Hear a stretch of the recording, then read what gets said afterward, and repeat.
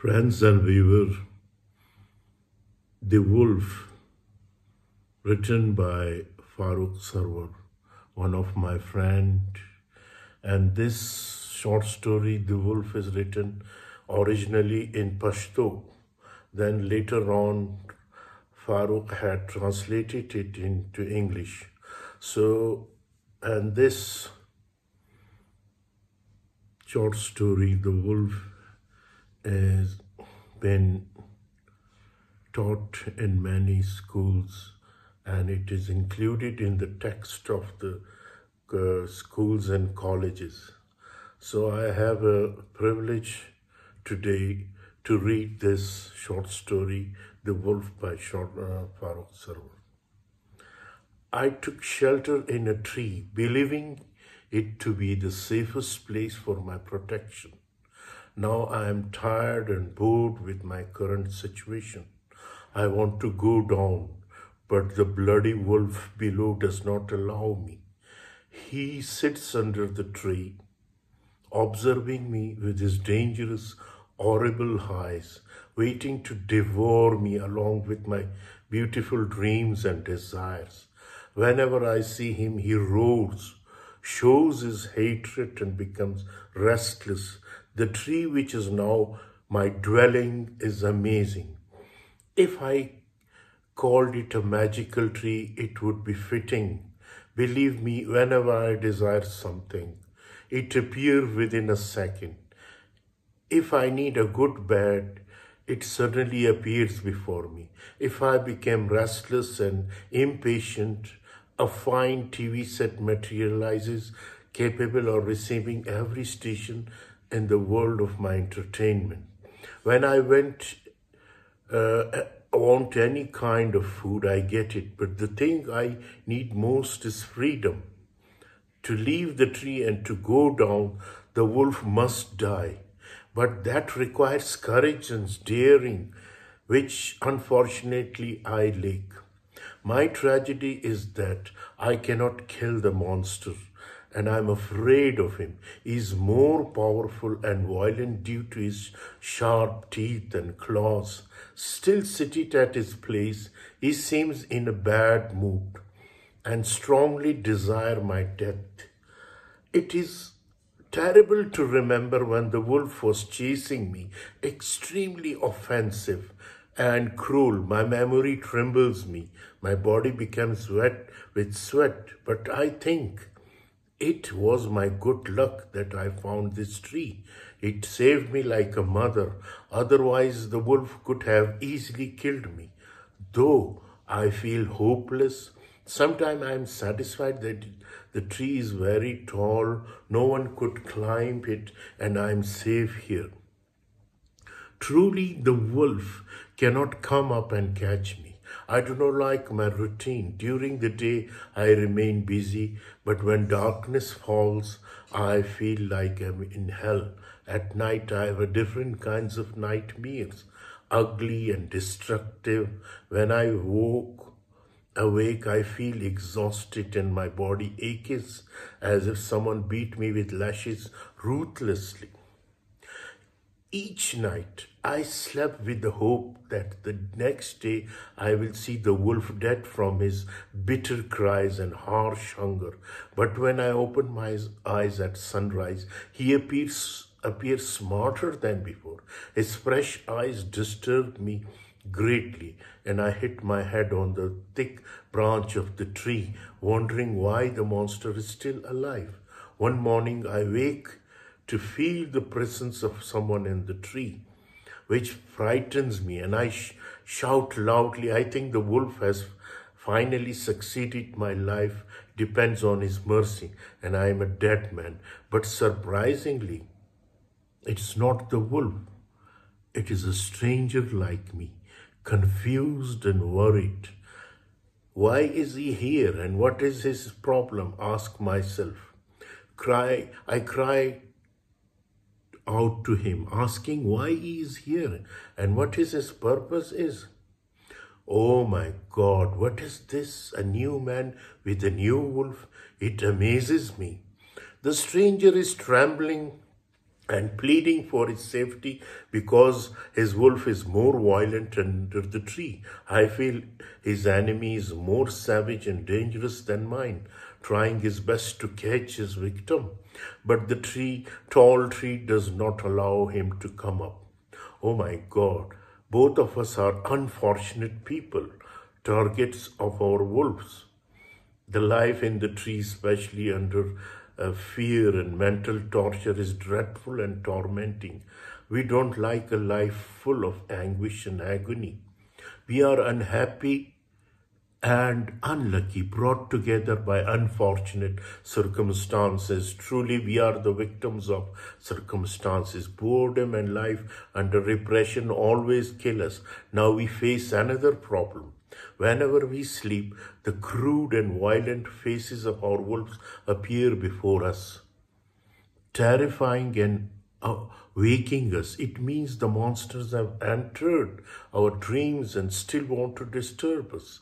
Our wolves usually remain patient, but sometimes they lose their patience and start fighting with the trunk of the tree. They become harsher and more horrible, digging their sharp teeth and claws into the trees. The madness of the wolves confuses us further. In fact, both animals are concerned only with their own prey. My friend's wolf does not disturb me, and my wolf has no interest in him. It is amazing that the wolves do not bother to fight with each other. Though they are hungry, their attention remains solely on their own target. One day, after deep concentration, we decided to go down and fight for our wolves. If we kill them, we will be lucky. Otherwise, this kind of life is intolerable. How long can we wait for their death, which seems impossible? We are now fully prepared to go down, brave and determined for a war with our enemies. At this moment, my colleague and I close our eyes. He suddenly jumps, but I stop myself. I don't know why, but my fears and worries strongly hold me back. When my friend wolf sees him, it roars, becomes more violent, and runs towards him at high speed, attacking. At this moment, my wolf becomes alert, but when he sees I am still in the tree, he becomes angry and restless, brutally fighting with the tall tree. Before the other wolf kills my friend, he uses a little branch of stick he had already separated from the tree. When his wolf receives a single blow, it falls to the ground and dies instantly like a bubble. What is this? It amazes me. A wolf like a bubble and so weak. My partner is free now. He gained freedom through his boldness, but I am still in strain and tension, weeping over my cowardice. My wolf is more dangerous, fierce and violent than before. He's still fighting with the trunk of the tree, trying to break it. I think he wants me to fall. Again, my body becomes wet with sweat, and I hold the branches tightly to save myself from falling. At this moment, my hatred for the wolf increases. Finally, this stupid creature might succeed in killing me. My wolf is like a mad one, shaking and hitting the tree with his whole body, restless. My friend always calls and convinces me, please come down. Your wolf is powerless. He's so weak and you can kill him easily. But I'm still trembling in the tree like a little sparrow before a snake. Then suddenly a rapid change occurs. Strange and odd event unfold, convincing me I will die soon. Suddenly the tree moves and I think my wolf has shaken it. But when I look toward him, he's still at his place, looking at me with his red, angry eyes. He moved the tree. I asked myself in confusion, it wasn't the wolf who is seated and resting. Suddenly I cried out because the tree is gradually becoming shorter. It is unbelievable and the tree can shrink. I started jumping in the tree to stop it, but the tree continuously decreases second by second. Another fact warns me, the wolf is growing larger. Oh God, what is this? Is it a reality of nightmare? I cry again in puzzlement.